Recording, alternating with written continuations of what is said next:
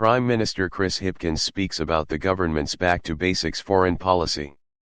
Prime Minister Chris Hipkins, in his first major foreign policy speech, has highlighted his leadership will not mean a major shift in New Zealand's approach to the world.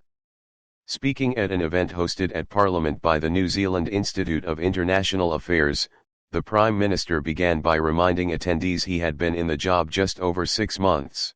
Subscribe our YouTube channel and click our bell icon for new videos. Attendees he had been in the job just over 6 months. It came, he said, at a time of significant strain, both domestically and internationally, underlining the post-pandemic recession and Russia's invasion of Ukraine as the greatest global economic shock since the Great Depression. Hipkins outlined how his government was not looking to shake things up. "If you came today to hear me set out a radical departure in our foreign policy, I'm sorry to let you down," he said. "If anything, my approach in the international sphere is not that dissimilar to my priorities at home, getting back to basics and dealing with the bread and butter issues in front of us."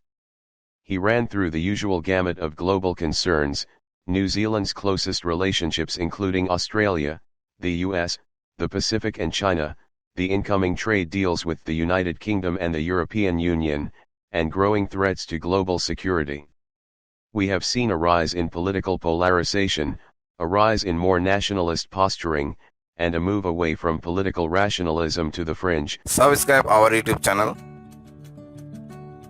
and click our bell icon for new videos. Seen a rise in political polarization, a rise in more nationalist posturing, and a move away from political rationalism to the fringe, often spurred along by mis- and disinformation. Set to depart for Europe later in the day, Hipkins said the trade deal negotiated with the European Union, and likely to be signed during his visit, would be worth more than any before. That unlocks immediate tariff savings of around $100 million a year when it enters into force, more than any past New Zealand FTA including China, he said. The trip will also go to Stockholm in Sweden before Hipkins attends the NATO summit in Lithuania, the second year New Zealand has been invited to participate. "The world is changing, new threats are emerging, but I'm proud I will be there in the middle of it, representing New Zealand and our views," he said. "As I do so, I reflect that this is not new." He outlined plans for the government to release a series of policy documents and assessments, which would include investing in a combat-capable defense force, tackling disinformation, and building a public conversation on national security. He also put emphasis on New Zealand's independent foreign policy approach, a favorite phrase for successive prime ministers before him. "The longer I've been in the role, the more I've seen firsthand the enormous benefits of our independent foreign policy, our role as an honest broker, and the importance of our close relationships in enhancing our prosperity and security. It is important to stress at this point independent does not mean neutral," he said. "As a country, we may be small, but we are not bystanders. We chart our own course, with decisions that are in our national interest." That is an approach which has been applied particularly to China, which he described as our most complex relationship. Reports emerged just before my trip of a robust conversation between our Foreign Minister Nana Mahuta and the Chinese Foreign Minister. "You might have noticed we didn't deny that," Hipkins said. "Our approach has always been that we are consistent in asserting our interests, we are predictable as we advance our values, and we are respectful as we engage in our relationship with China. A strong, mature, and complex relationship means we will have those tough conversations. Putting up walls and closing doors doesn't serve us well in the long term, and engagement is always preferable to isolation." He acknowledged the recent AUKUS grouping, Australia, the United Kingdom and the United States, and continued the position of saying New Zealand would not take part in it, or at least, the nuclear submarine aspect. "We understand the strategic drivers for AUKUS, and those partners know that New Zealand's nuclear-free position is proudly long-standing and it's not going to change," he said.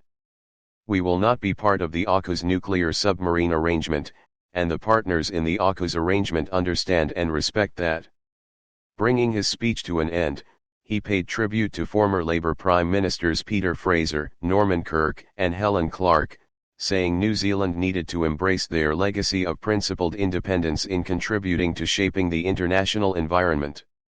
The choices we make, how we exert our influence, and how we project our voice, all matter. It means being neither naive, nor fatalistic about the challenges we face. I believe we're the best little country in the world. I'm proud of our foreign policy heritage and I'm committed to continuing our legacy on the world stage as a force for good. Of principled independence in contributing to shaping the international environment. The choices we make, how we exert our influence, and how we project our voice, all matter. It means being neither naive, nor fatalistic about the challenges we face. I believe we're the best little country in the world. I'm proud of our foreign policy heritage and I'm committed to continuing our legacy on the world stage as a force for good. Legacy on the world stage as a force for good. Subscribe our YouTube channel